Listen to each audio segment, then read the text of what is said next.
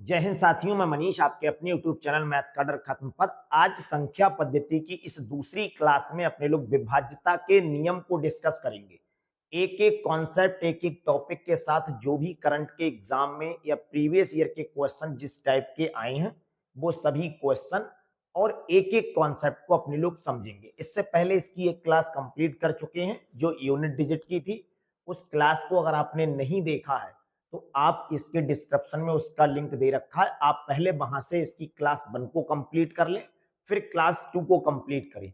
अपने लोग इस बैच में आरआरबी, एनटीपीसी और एसएससी जीडी को फुल थ्योरी कॉन्सेप्ट एक एक क्वेश्चन को लेकर चल रहे हैं। तो इसकी पहली क्लास को तैयार कीजिए। आज ये दूसरी क्लास है जहां अपने लोग नंबर सिस्टम के विभाज्यता के नियम को पढ़ेंगे और इन नियमों को एक एक कॉन्सेप्ट के साथ पढ़ेंगे, समझेंगे और उसके बाद जितने भी इन कॉन्सेप्ट पर क्वेश्चन बनते हैं उन सभी प्रश्नों को हल करेंगे। तो सबसे पहले कुछ कॉन्सेप्ट समझ लेते हैं कि कोई संख्या कभी किसी संख्या से अगर विभाज्य होती है तो वो कब होती है। सबसे पहले तो ये समझ लो विभाज्य होना क्या होता है। अगर एक संख्या को किसी दूसरी संख्या से भाग करते हैं और शेषफल 0 आ जाए तो हम ये कहेंगे कि पहली वाली संख्या दूसरी वाली संख्या से पूरी तरह से विभाज्य है। जैसे कहीं 18 लिखा हुआ है, अगर इसके लिए 2 से भाग करेंगे तो 2 नेम 18 होता है। यहां पर शेषफल कितना आ जाएगा? 0।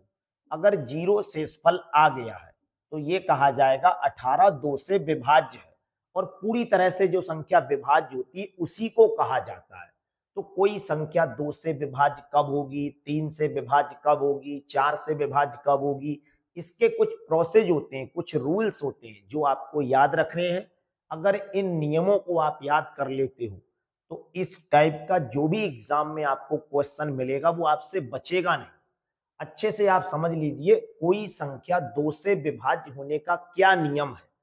सबसे पहला कॉन्सेप्ट देखते हैं कि कोई संख्या 2 से विभाज्य कब होगी। अगर किसी संख्या का अंतिम अंक, ये याद कर लो, यदि किसी संख्या का अंतिम अंक, कोई भी संख्या है, अगर उसका अंतिम अंक 0 है या 2 है या 4 है या 6 है या फिर 8 है, अगर इनमें से किसी संख्या का अंतिम अंक है या इकाई का अंक है तभी वो संख्या 2 से विभाज्य होगी। दूसरी भाषा में हम ये कह सकते हैं कि कोई भी सम संख्या वो 2 से विभाज्य होती है। उदाहरण के लिए कुछ उदाहरण इस प्रकार हैं, जैसे 162 लास्ट में 2 लिखा है। अब इसे चेक नहीं करना है, ये संख्या 100% 2 से विभाज्य होगी। इसके अलावा अगर कहीं पे मान लो इस तरह से 394 लिखा है, ये भी 2 से विभाज्य होगी। कारण क्या है? क्योंकि इसके लास्ट में 4 लिखा हुआ है। अगर इसी तरह से 526 लिखा है, ये 2 से विभाज्य होगी। कारण क्या है? किसी भी संख्या के लास्ट में अगर इनमें से कोई सा एक अंक लिखा हुआ है तो वो संख्या 100% 2 से विभाज्य होगी। तो 2 से विभाज्य का जो कॉन्सेप्ट है वो आपको ये याद रखना है, किसी संख्या का अंतिम अंक इनमें से कोई सा हो। अब 3 से विभाज्य होने का क्या कॉन्सेप्ट है? संख्या के अंकों का योग, कोई भी संख्या है अगर उसके अंकों का योग 3 से विभाज्य है तो फिर वो पूरी संख्या भी 3 से विभाज्य होगी। इसका भी कॉन्सेप्ट समझ लो। जैसे कहीं पर कोई एक संख्या लिख दी है, मान लो इस टाइप से, ये संख्या 3 से विभाज्य है या नहीं, अगर ये चेक करना है तो सबसे पहले इसके अंकों का योग चेक करेंगे। अगर अंकों का योग 3 से विभाज्य तो ये पूरी संख्या भी 3 से विभाज्य होगी। अगर इसे भाग कर कर चेक करोगे तो एक प्रोसेस ये तो बिल्कुल सही है ही है, लेकिन जब बड़ी संख्याएं आ जाती हैं तो उन्हें भाग करके देखने में बहुत टाइम लगता है और अंकों का योग से अगर चेक करते हैं तो वो क्वेश्चन थोड़ा जल्दी हो जाता है। इस संख्या के अगर अंकों के योग की बात करेंगे, 3 और 8 11 और एक कितना होगा? 12। 12 3 से विभाज्य, इसीलिए ये पूरी संख्या भी 3 से विभाज्य है। अगर इसी तरह से कोई और संख्याएं देखेंगे, इस तरह से जो बड़ी संख्याएं लिखी हुई हो, ये संख्या 3 से विभाज्य है या नहीं है, तो इसके भी अंकों का योग चेक कर लो।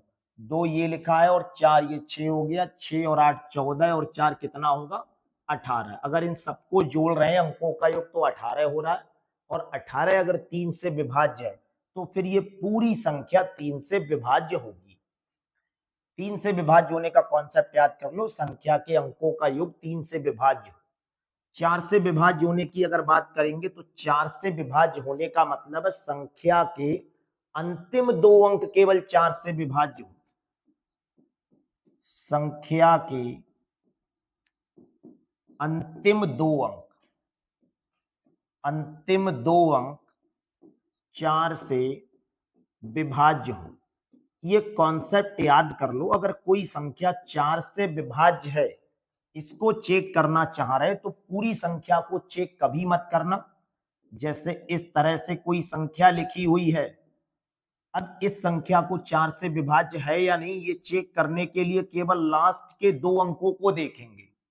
अगर इसी टाइप के कुछ और उदाहरण की बात करें तो इस तरह से लिखा हुआ है, तो इस पूरी संख्या को कभी चेक मत करो, केवल लास्ट के 2 अंकों को चेक करो। अगर ये 4 से विभाज्य है तो टोटल संख्या 4 से विभाज्य होगी, चाहे कुछ भी हो। तो 4 से विभाज्य होने के लिए हम लोग केवल लास्ट के 2 अंकों को देखेंगे। 5 से विभाज्य होने का कॉन्सेप्ट देख लो। अगर कोई संख्या 5 से विभाज्य है तो इसकी पहचान बहुत सरल है। संख्या का अंतिम अंक जो है वो या तो 0 हो या 5 हो। अगर 0 किसी संख्या के लास्ट में लिखा है तो वो संख्या 100% 5 से कट जाएगी, और अगर 5 लिखा हुआ है तब भी वो संख्या 100% 5 से विभाज्य होगी। जैसे कुछ इस तरह से लिखा है, ये संख्या 100% 5 से विभाज्य होगी क्योंकि यहाँ 0 लिखा है।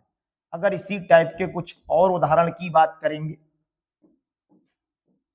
ये संख्या भी 100% 5 से विभाज्य होगी क्योंकि इसका लास्ट का जो अंक है वो 5 है। तो किसी संख्या का अगर अंतिम अंक 0 या 5 लिखा हुआ है वो संख्या भी 100% 5 से विभाज्य होगी। इसी तरह से अगर 6 से विभाज्य होने का कॉन्सेप्ट देखोगे तो कोई संख्या 6 से विभाज्य कब होती है? 6 का मतलब ये हुआ वो संख्या 2 से विभाज्य हो और 3 से विभाज्य हो। तो इसका जो कॉन्सेप्ट आपको याद रखना है वो एक तो ये रखोगे कि संख्या कैसी होनी चाहिए, सम होनी चाहिए, और अंकों का योग 3 से विभाज्य हो। अंकों का योग 3 से विभाज्य हो। यानी यहां डायरेक्टली आप ये बोल दो कि 6 से अगर आपको चेक करना है तो 2 और 3 के नियम से गुजरना पड़ेगा। तो सम संख्या होनी चाहिए और अंकों का योग जो है वो 3 से विभाज्य हो।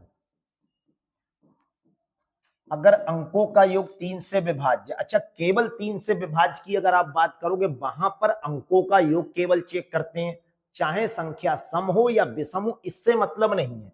यहां पर 2 कॉन्सेप्ट ध्यान रखना है, एक तो सम संख्या भी होनी चाहिए और अंकों का योग 3 से विभाज्य होना चाहिए। जैसे कहीं पर ये लिखा हुआ है 684, अब ये सम संख्या भी है और इसके अंकों का योग अगर बात करें तो 8 और 4 12 और 6 18। अगर इसे जोड़ेंगे तो ये 3 से विभाज्य होगा, और 3 से अगर ये विभाज्य तो ये टोटल संख्या 6 से विभाज्य होगी। और अगर इसे कभी विषम बना देते तो 3 से तो विभाज्य योग के कॉन्सेप्ट से बता सकते हो, लेकिन इसका सम होना जरूरी है क्योंकि 6 से केवल वही संख्याएं विभाज्य होंगी जो सम हो और अंकों का योग 3 से विभाज्य हो, और केवल 3 से विभाज्य वे संख्याएं होंगी जो विषम हो चाहे सम हो, केवल अंकों का योग वहां पर विभाज्य हो। सबसे ज्यादा अगर किसी संख्या को परेशान किया जाता है तो 7 से डिविजिबिलिटी के रूल में आती है बच्चों को प्रॉब्लम। इसके कई कॉन्सेप्ट हैं लेकिन आप इसके अलग अलग कॉन्सेप्ट लगाया करो। अगर संख्या 3 अंकों की है या 4 अंकों की है तो इस प्रोसेस से गुजरा करो जो आज आपको समझाया जा रहा है। कहीं पर भी अगर ये लिखा हुआ मिल जाए, आपको कोई सी एक संख्या लिखी हुई मान लो मिल जाए, जैसे कहीं पर इस तरह से संख्या लिखी हुई है आपसे पूछा जाए बताओ ये 7 से विभाज्य है या नहीं है, तो इसका सीधा सा कॉन्सेप्ट, अब आपको हम तो यहाँ पे गुणा भाग करके देख लेंगे, इस प्रोसेस को कभी मत अपनाना। जो लास्ट का अंक है इसी का दुगना करो, अगर इसका दुगना करेंगे तो कितना होगा, 7 दूनी 14, और घटा दो, घटाने पे कितना बचेगा, 35 में से 14 कम करेंगे तो ये 21 आएगा। देख लो ध्यान से, 21 जो है वो 7 से विभाज्य। इसी तरह से अगर थोड़े से और बड़े नंबर पर पहुंचेंगे, मान लो 7 से विभाज्य वाले में ही आप बड़ा नंबर कोई लेना चाह रहे हैं, जैसे इस टाइप से लिखा हुआ है, कोई भी बड़ा सा नंबर ले रहे हैं, ये संख्या आपसे पूछी जाए बताओ 7 से विभाज्य है या नहीं है, तो सबसे पहले देखो क्या करेंगे, यहां पर लास्ट वाले अंक का दुगना करेंगे।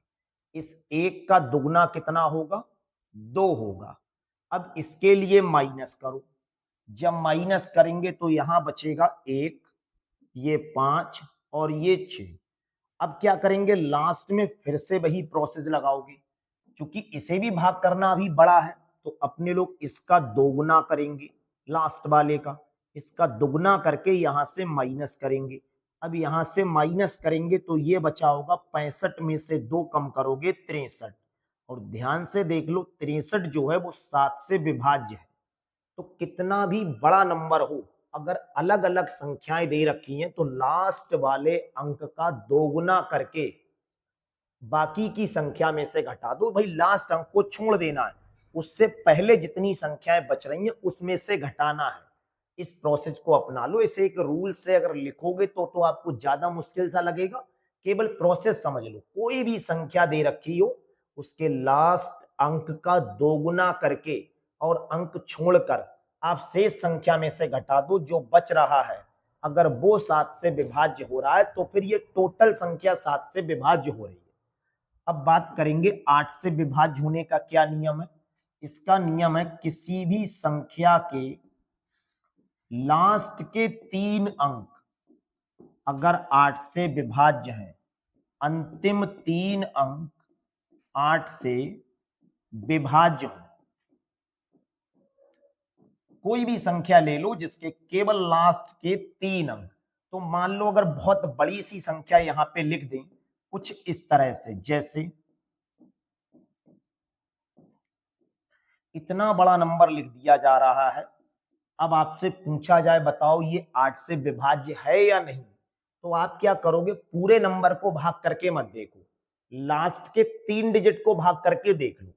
अगर लास्ट के 3 डिजिट को हम भाग करेंगे 8 से और अगर ये भाग हो जाएगा तो फिर पूरा पूरा भाग हो जा रहा है, तो फिर इस संख्या को भी पूरा पूरा 8 से कटना पड़ेगा।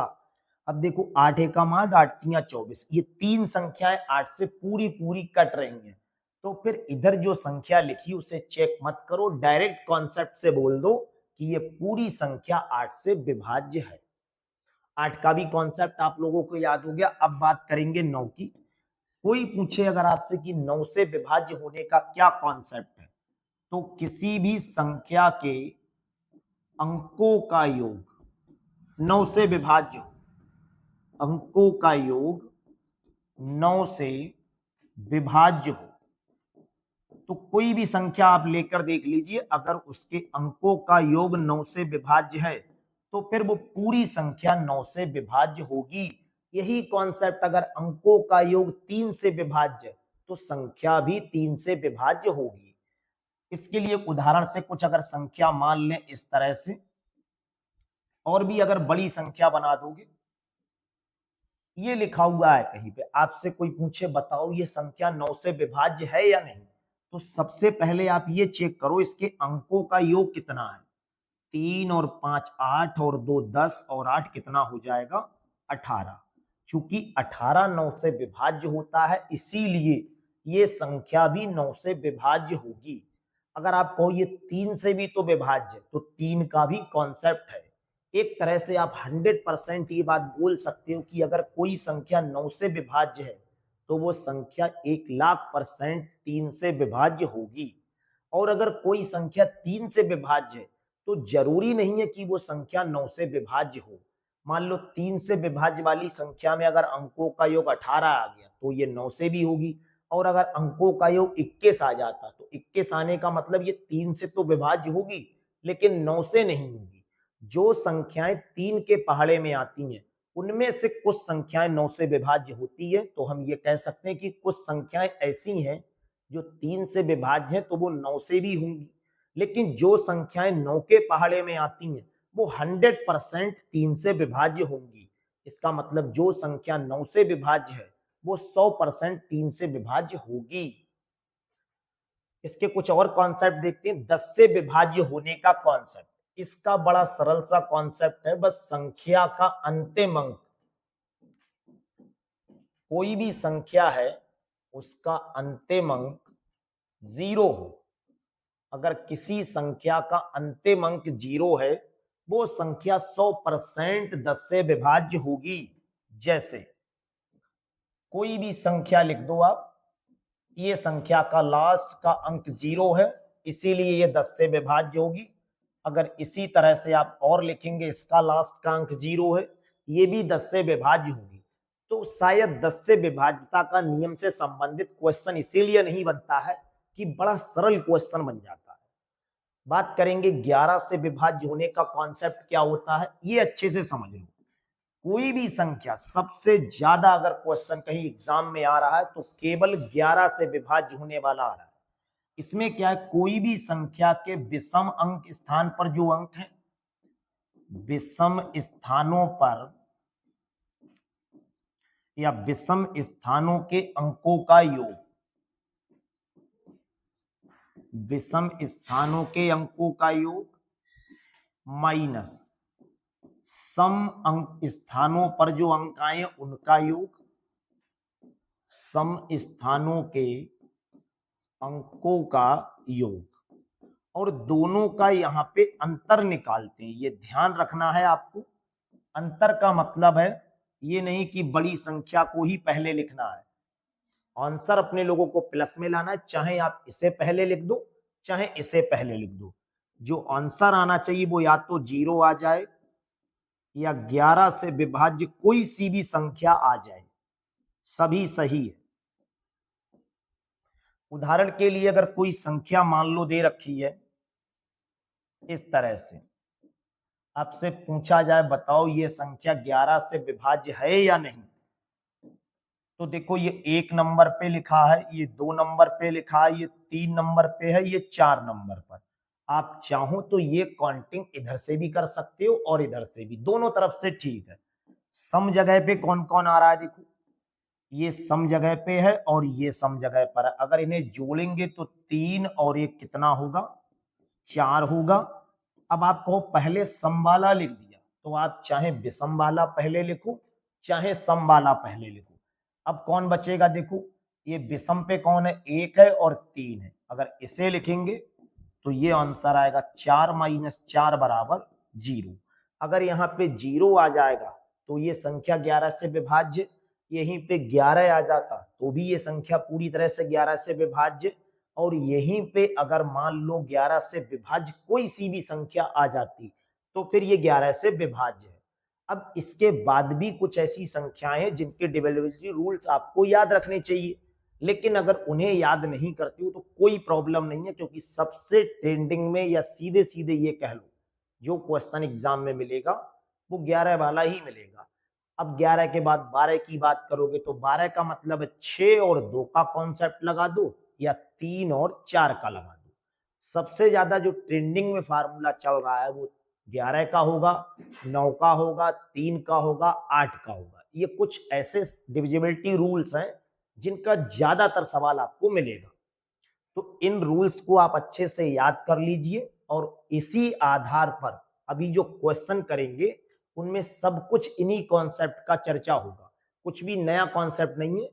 डिविजिबिलिटी रूल्स के जितने भी कॉन्सेप्ट हैं वो केवल यही है। अगर आप अच्छे से ये समझ लेते हो तो केवल 4-5 रूल्स ही आपको याद रखने पड़ेंगे।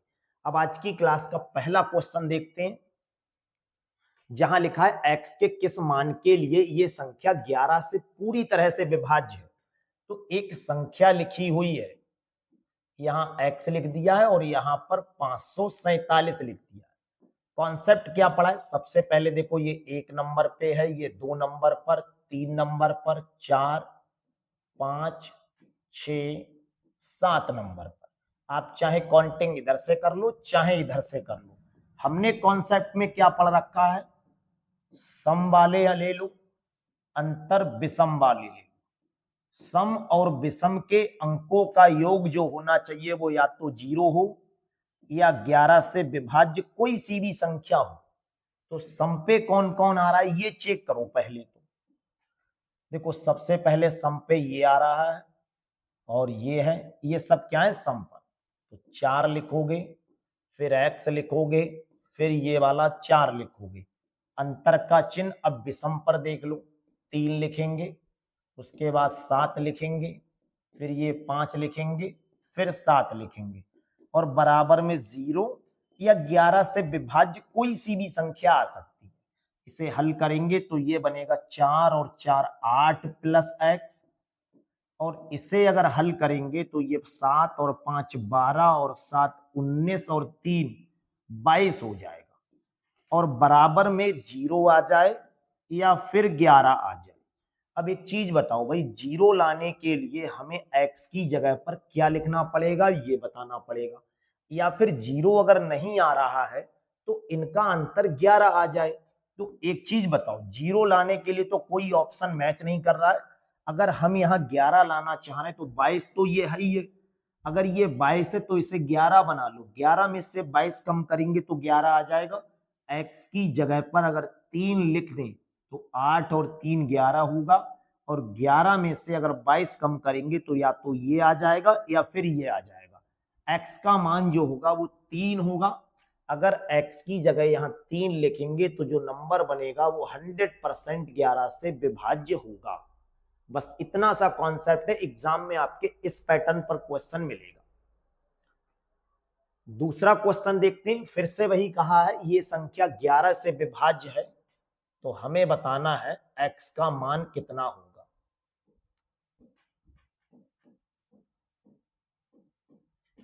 सबसे पहले यहां पे नंबर लिख लो कि कौन सा नंबर किस पे आ रहा है। 1 2 3 4 5 6 7 8 9 10 11 12। कॉन्सेप्ट लगाना है, सम वाली संख्याओं को जोड़ दो और उसके बाद विषम वाली संख्याओं को जोड़ो, और दोनों का क्या करना है? अंतर निकालना है। अंतर या तो 0 आ जाए या 11 आ जाए या 22 आ जाए, कोई भी संख्या 11 से कटने वाली आ जाए। तो सम पे देखो कौन कौन आ रहा है। एक तो ये आ रहा है 2 4 6 8 10 12। 2 का मतलब 5 होगा, 4 का मतलब ये 4 होगा, 6 का मतलब ये वाला 3 होगा, 8 का मतलब ये 4 होगा, 10 का मतलब x होगा और 12 का मतलब 6 होगा। और विषम वालों पे कौन कौन आएगा देखो। 1 का मतलब 6 होगा। विषम संख्याएं देखो जो विषम जगह पर आ रही हैं, ऊपर से ये नहीं देखना है कि कौन विषम है, ये देखना है विषम नंबर पर कौन आ रहा है। ये वाला विषम नंबर हो गया, 3 पे आ रहा है 7, 5 पे आ रहा है 2 और 7 पे आ रहा है 5, 9 पे आ रहा है 6 और 11 पे आ रहा है 4। इसे अगर हल करेंगे, 5 और 4 9 और 3 12, 4 16 और 6 22, ये बनेगा 22 प्लस x, और इधर बनेगा 6 और 7 13 और 2 15, 5 20, 6 26 और 4 30 बनेगा। इन दोनों का अंतर हमें या तो 0 लाना है और या फिर 11 से विभाज्य कोई संख्या। क्या इस x की जगह अगर 8 लिख दें तो 22 ये और 8 ये कितना बन जाएगा? 30, और 30 यहां लिखा है। अगर x की जगह 8 लिख देंगे तभी अपना 0 आ जाएगा, और 8 कहां दे रखा है? दूसरे ऑप्शन में दिया हुआ है। अगर मान लो जरूरी नहीं है 0 ही लाना है, आप 11 लाना चाहो तो 11 ले आओ। तो अंतर इनका 11 लाने के लिए तो आपको बहुत बड़ा नंबर बनाना पड़ेगा जो अपने रेंज से बाहर है, और x जो होगा वो केवल 1 डिजिट का नंबर होगा। और यहाँ पे 11 लाने के लिए आपको 41 बनाना पड़ेगा। 30 में से कितना कम करें कि 11 आएगा, तो 41 होना चाहिए। 41 तब आएगा जब यहां पर 2 नंबर की संख्या रखोगे। एक डिजिट की संख्या तो नहीं चल पाएगी ना, जबकि x जो है वो एक डिजिट की इनमें से कोई संख्या होगी। इसी तरह से एक सवाल और देखते हैं, जहां कहा ये 9 से विभाज्य है, और 9 से विभाज्य का कॉन्सेप्ट क्या होता है, अंकों का योग कॉन्सेप्ट लगाएंगे। अंकों का योग अगर 9 से विभाज्य है तो फिर वो पूरी संख्या 9 से विभाज्य होगी। तो अंकों को जोड़ लो केवल बस, और कुछ मत करो। देखो 9 ये लिखा है तो पूरा कट गया, क्योंकि हमें 9 से विभाज्य चाहिए। 9 से विभाज्य होने का मतलब सभी अंकों को अगर जोड़ेंगे तो 9 से कटने वाली कोई संख्या हो, तो ये तो 9 से कट ही रहा होगा। 7 ये और 2 ये भी 9 से कट रहा होगा। 6 और 7 13 हो गया। 13 और 4 कितना हो गया, 17। 17 ये हो गया, और x अपना ये बचा है। अब ये 9 से कब कटेगा, 17 तो 9 से कटता नहीं है। अगर x की जगह हम 1 लगा दें तो फिर ये 9 से विभाज्य हो सकता है। 17 ये और 1 ये, तो ये आ जाएगा 18, और 18 9 से विभाज्य है। ये 9 से विभाज्य है, तो x की जगह पर क्या लिखा हुआ होगा, 1 लिखा हुआ होगा। अगर यहाँ x की जगह 1 लिखेंगे तभी ये संख्या 9 से विभाज्य होगी। इसके अलावा आप इनमें से कोई सी संख्या रखकर देख लो, ये 9 से विभाज्य कभी नहीं होगी। ये संख्या 11 से विभाज्य है। जब बहुत छोटी संख्या हो तो आपको क्या करना है, डायरेक्टली भाग कर लो। इसे 11 से भाग करोगे तो 11 तिया कितना आ जाएगा, 33। 1 बचा, और यहां से x उतार लो। अब बताओ यहां x की जगह पे क्या लिख दें, तो सीधी बात x की जगह 1 लिख दो, ये 11 बन जाएगा। x का मान 1 हो गया। कभी कभी क्वेश्चन एग्जाम वाला भी इतना सरल देता है कि आप कंफ्यूज हो जाते हो कि इतना सरल हो सकता है क्या, लेकिन एक्चुअल में ऐसे क्वेश्चन, ये डिविजिबिलिटी रूल पूरा ही टॉपिक ही सरल है।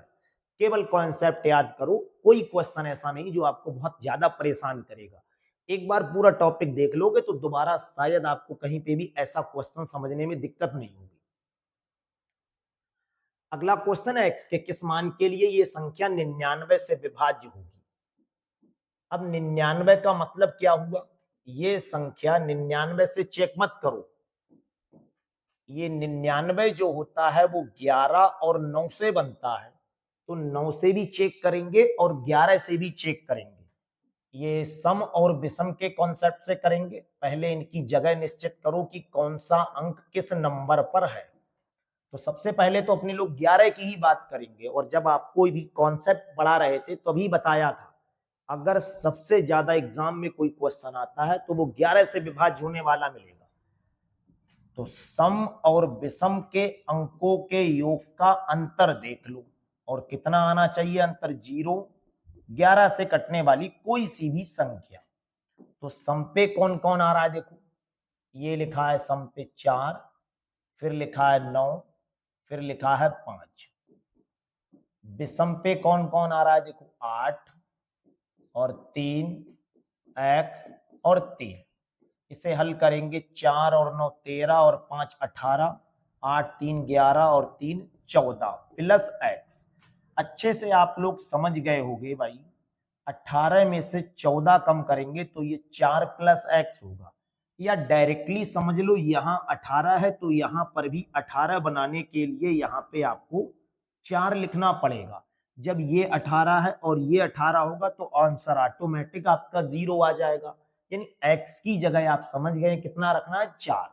लेकिन क्या यहाँ पे 4 अगर रख दें तो ये जो संख्या है वो 9 से विभाज्य हो रही होगी। तो 9 से विभाज्य का मतलब है अंकों का योग 9 से कटना चाहिए। तो देखो 5 और 3 8 और 4 12, 12 और 9 21 और 3 24, 4 28 और 8 कितना होगा, 36। अंकों का योग 9 से विभाज्य हो रहा है, 36 9 से विभाज्य होता है, तो 4 अपना बिल्कुल पक्का आंसर हो गया।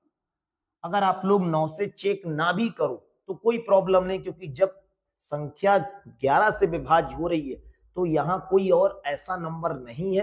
अब 11 पे अगर आप कह रहे हो 4 है तो अगला नंबर 11 से ही विभाज्य होने के लिए आप कम से कम इसमें 11 और जोड़ो, तभी तो 11 से विभाज्य होगी। ये क्वेश्चन थोड़ा गलत टाइप हो गया, इसलिए इसके लिए तो आप रहने दो। अगला क्वेश्चन देखिए, ये 88 से पूरी तरह से संख्या विभाज्य है। अगर ये संख्या 88 से विभाज्य है तो 88 का कॉन्सेप्ट आप याद कर लो। 88 का मतलब है 11 और 8 का कॉन्सेप्ट लगाना है। जब जब आप 11 से नंबर की बात करोगे तो सम और विषम का कॉन्सेप्ट याद कर लो। इनकी जगह बताओ कौन सा अंक किस नंबर पर है। ये सम में से विषम घटा दूं, और अगर सम में से विषम घटाएंगे तो जो अंकों का अंतर है इनका वो 0 या 11 से विभाज्य कोई भी संख्या आ जाए। अब चेक कर लो, देखो सम पे कौन आ रहा है, x आ रहा है, और 9 आ रहा है, और 4 आ रहा है। और विषम पे कौन आ रहा है, 6 आ रहा है, 2 आ रहा है, और 0 आ रहा है। इसे हल करेंगे, 9 4 13, और x यहां पहले से लिखा हुआ है। अंतर 6 और 2 कितना हो जाएगा, 8। हमें क्या बताना है, जो यहां लिखा है वही यहां बना लो तो 0 आंसर आ जाएगा, या फिर वो ना बन पाए तो 11 का अंतर हो जाए। तो यहां लिखा हुआ है 8। अब बताओ यहां ऐसी क्या संख्या लिख दें जिससे इधर वाली संख्या में से अगर इसे कम करें तो 11 आंसर आ जाए। तो अपने लोग 11 से कट, अब यहाँ पे पक्का सीधी सी बात है कि ये 8 लिखा है और 13 में से 8 कम करोगे तो 5 बचेगा। अगर आपको ऐसा कॉन्सेप्ट और नीचे तक ले जाना है तो अंतर निकालना है, 13 में से 8 कम करोगे तो ये बचेगा x प्लस 5, और x प्लस 5 बराबर हमें क्या लाना, या तो 0 लाना है या फिर 11 लाना है। तो यहाँ पे आप देख पा रहे हो 0 तो ला नहीं पाओगे, यहाँ पे 11 ला सकते हो। कब ला सकते हो, जब यहाँ पे 6 लिख देंगे। जैसे ही x की जगह 6 लिखेंगे, क्या ये नंबर 8 से विभाज्य होगा, ये चेक और करना है। तो 8 से विभाज्य होने का कॉन्सेप्ट क्या पड़ा है, लास्ट के 3 डिजिट 8 से विभाज्य होने चाहिए। अगर इसे 8 से भाग करेंगे तो कितना आ जाएगा, देखो 8 एकम 8 होता है, 1 बचा 8 एकम 8, 2 बचा 8 तिया 24। यानी डायरेक्टली हम बोल सकते हैं ये 8 से तो वैसे ही विभाज्य हो रहा है, बस 11 से चेक करना था। तो x की जगह अगर 6 लिख देंगे तभी ये संख्या 8 से विभाज्य होगी, और 8 और 11 दोनों से विभाज्य हो रही तो इसका मतलब 88 से होगी। हालांकि आप कहो यहाँ 5 लिख दें तब भी ये 88 से विभाज्य हो, 8 से विभाज्य होगी। आप कहो यहाँ 2 लिख दें तब भी ये 8 से विभाज्य होगी, क्योंकि इसके लास्ट के 3 डिजिट हर हाल में 8 से विभाज्य हो रहे हैं। बस हमें तो चेक ये करना है 11 से कब होगी। तो जब x का मान 6 लगाओगे तब 11 से होगी। अगर आप कहो 5 लगा दे तो 8 से तो फिर भी होगी ये, लेकिन 11 से नहीं होगी। अगला क्वेश्चन देखिए, अब थोड़ा सा लेवल क्वेश्चन का बढ़ जाएगा। जहां कहा है ये संख्या 44 से विभाज्य है, और 44 का मतलब होता है 4 से और 11 से, दोनों से होनी चाहिए। यहां ये नहीं कहा है इन्होंने कि x और y कितना है, अधिकतम कौन है या कम कौन है। तो सबसे पहले अगर अपने लोग 11 का कॉन्सेप्ट लगाओगे तो 11 का कॉन्सेप्ट क्या होता है, सम माइनस विषम। सम पर कौन कौन आ रहा है, 1 और x y, यानी 1 प्लस x प्लस y, और विषम पे कौन आ रहा है, 5 प्लस 1 प्लस 2, 5 प्लस 1 प्लस 2। इसका जो योग अंतर होगा वो 0 हो या 11 से विभाज्य कोई भी संख्या हो। इसे अगर हल करोगे तो x प्लस वाई प्लस 1, अंतर ये बनेगा 5 और 1 6 और 2 8।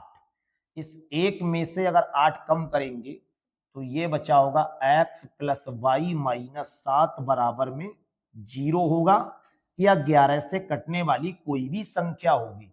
हमें x प्लस वाई का मान बताना है। अब x प्लस वाई की जगह पर यहाँ पे क्या लिख दें जिससे यहाँ 0 आ जाए या 11 से कटने वाली कोई संख्या आ जाए।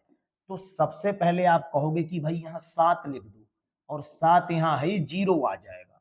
लेकिन x और y की जगह क्या पक्का 7 रखने पे 0 आ रहा है, ये चेक कर लो एक बार जरा। यहां से कंफर्म करेंगे, वैसे तो यहां से बिल्कुल तय है कि 7 ही आएगा, तो डायरेक्टली 7 अपना आंसर हो गया। और अगर इसे थोड़ा सा आप बढ़ाओगे तो देखो 4 का कॉन्सेप्ट क्या होता है, लास्ट के 2 डिजिट 4 से कटने चाहिए। अगर इसे आप 4 से भाग कर कर देखोगे बाई 2 को, तो क्या हम बाई की जगह पे यहाँ 1 लिख दें और इस 2 को 2 रहने दें। 4 से कट रहा होगा, ये बाई का मान आपको सीधे सीधे पता लग गया कितना होगा, 1 होगा। अगर बाई की जगह 1 लगा दें तो बाई की जगह जब 1 लगाओगे तो ये जो संख्या दिख रही वो आपको कुछ ऐसी दिखेगी। अब यहाँ पे दोबारा से सम और विषम का कॉन्सेप्ट लगा लो, 1 प्लस एक्स प्लस 1, ये हो गए विषम, तो 1 ये एक्स ये और 1 ये, यानी ये बन जाएगा 2 प्लस एक्स। और सम पे कौन कौन आ रहा है, 5 ये और 1 ये, 6 और 2 कितना हो जाएगा 8। यहाँ x की जगह क्या लगा दें कि यहाँ पे 0 या 11 आ जाए, तो यहाँ पे 6 लगाना पड़ेगा। जैसे ही x की जगह 6 लगाओगे x प्लस वाई का मान कितना होगा, 7। तो डायरेक्ट अपने लोग बता सकते हैं x प्लस वाई का मान 7 होगा। ये संख्या अगर 88 से पूरी तरह से विभाज्य तो हमें x प्लस वाई का मान बताना है। थोड़ा सा बड़ा नंबर दे रखा है इन्होंने। अब ये संख्या 88 से अगर विभाज्य है, 88 का मतलब हो गया ये संख्या 11 से भी होनी चाहिए और 8 से भी होनी चाहिए। तो सबसे पहले 8 से विभाज्य का नियम चेक कर लो, ये संख्या 8 से कब विभाज्य होगी, तो बाई का मान कितना हो, ये सबसे पहले चेक करो। अगर अपने लोग इसे 8 से भाग करोगे तो 8 एकम कितना हो जाएगा, 8। अब यहाँ पे क्या बचा होगा, बाई और 2 उतार लो।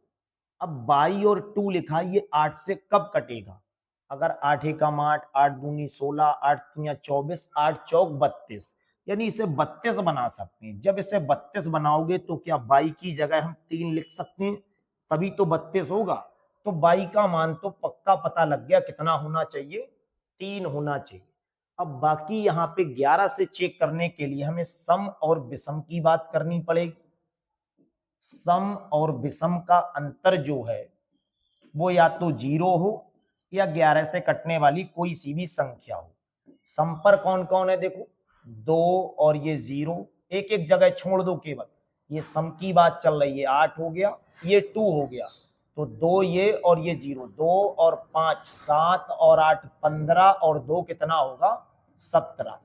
विषम पे कौन कौन होगा, देखो विषम पे यहाँ 1 होगा और 2 होगा, कितना हो गया, 3, और ये x हो गया, 3 और 5 8, और ये y हो गया, 1 ये और 2 ये, 3 हो गया, 3 और 5 8 हो गया, यानी 8 होगा। और क्या लिखा हुआ होगा, x होगा और y होगा। जहां y लिखा हुआ है वहां पर अपने लोग क्या लिख सकते हैं, 3 लगा दो। अगर y की जगह 3 लगाएंगे तो ये 8 प्लस एक्स प्लस 3, ये कितना बनेगा, 8 और 3 कितना होगा, 11, 11 प्लस एक्स।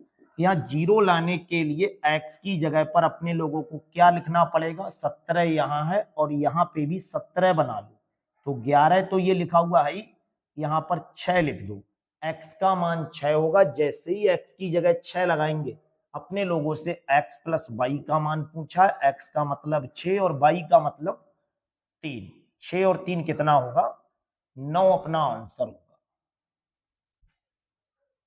अगला क्वेश्चन देखिए, ये 9 से पूरी तरह से अगर संख्या विभाज्य है तो हमें बताना है कि 2x का मान कितना होगा।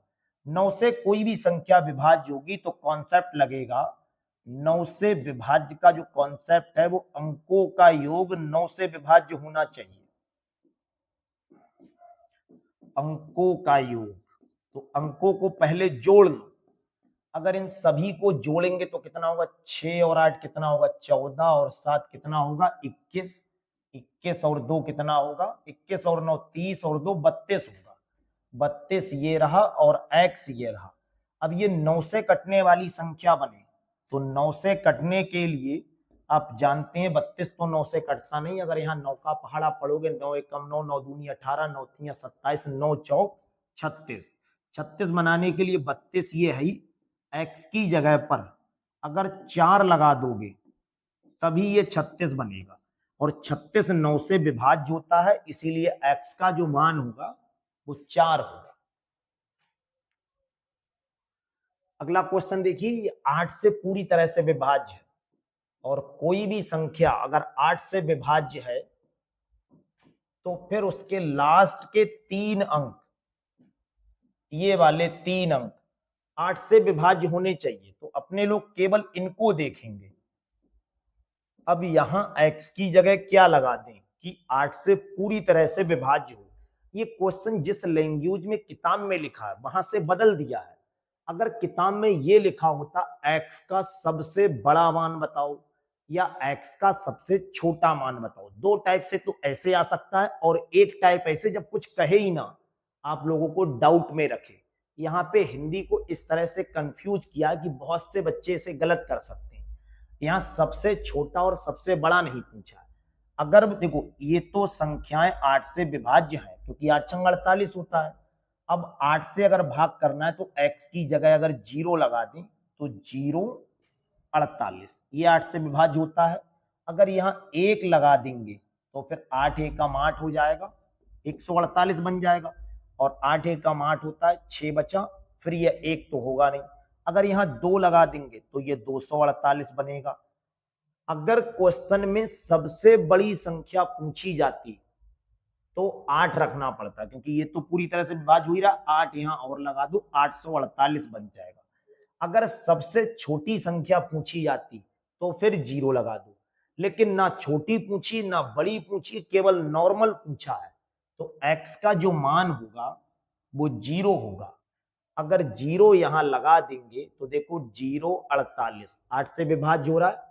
अब आप कहो यहाँ पे 9 लगा दो, भाई अगर 0 रखने पर 8 से कोई संख्या कट रही है तो अगली वैल्यू जो होगी x की वो 0 से 8 ज्यादा होगी, यानी फिर 8 रखने पर होगी।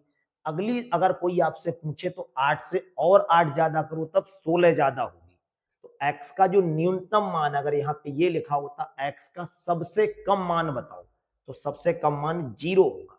0 रखने पर ये संख्या पूरी 8 से विभाज्य हो जाएगी। इस तरह से आज की क्लास में आप लोगों को विभाज्यता के नियम से जितने भी टॉपिक हैं, जितने भी कॉन्सेप्ट थे और जितने भी प्रीवियस ईयर एग्जाम में क्वेश्चन आए हुए थे वो सभी करा दिए। ये पूरी क्लास आरआरबी, एनटीपीसी और एसएससी जीडी के लिए एकदम ब्रह्मास्त्र का काम करेगी। आप लोग अच्छे से पूरी क्लास को देखिए, कहीं पर भी शायद कोई डाउट नहीं होगा। अगर किसी क्वेश्चन में आपको कोई डाउट है तो आप कमेंट सेशन में जरूर बताएं। और आज की क्लास कैसी लगी? अगर क्लास अच्छी लग रही है तो फिर अपने चैनल को सब्सक्राइब भी करें। बाकी टेलीग्राम चैनल से जुड़ने के लिए आप टेलीग्राम चैनल पर जाकर मैथ का डर खत्म सर्च करें, वहां से जुड़ सकते हैं, या वीडियो के डिस्क्रिप्शन में इस चैनल का लिंक दिया हुआ है, वहां से भी आप जुड़ सकते हैं। आज की क्लास कैसी लगी आप कमेंट सेक्शन में जरूर बताएं, और अच्छी लगी है तो थोड़ा सा वीडियो को अपने शेयर और लाइक जरूर करें। Thank you.